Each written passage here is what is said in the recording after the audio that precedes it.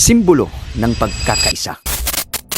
Noong panahon ng apartheid, inalipin ng minoryang puti ang nakararaming itim at pinagkait ang kanilang karapatang bumoto. Makalipas ng 27 taon sa bilangguan, pinalaya si Mandela. Ngunit sa halip na mag-udyok ng digmaan, nakipagnegosasyon siya sa kanyang mga kaaway upang matiyak ang maayos na paglipat ng kapangyarihan. Noong 1994, nagwagi si Mandela sa kauna-unahang halalan na pinahintulutan ang lahat ng lahi at naging pangulo, hindi lamang ng mga itim, kundi ng buong bansa.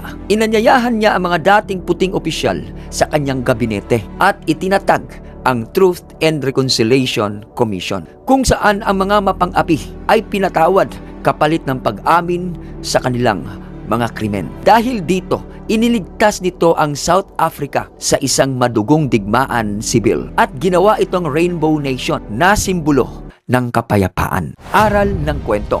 Ang politika ay hindi laro ng pagpuksa sa kalaban, kundi sining ng pagbuo ng kinabukasan para sa lahat. Ipinapakita dito ni Mandela na ang tunay na lakas ng isang leader ay hindi nasusukat sa tapang na makipagdigma, kundi sa tapang na pumili ng kapayapaan, makipagkasundo sa dating kaaway at magbigay daan sa katarungang walang paghihiganti upang ang isang bansa ay tunay na makakabangon.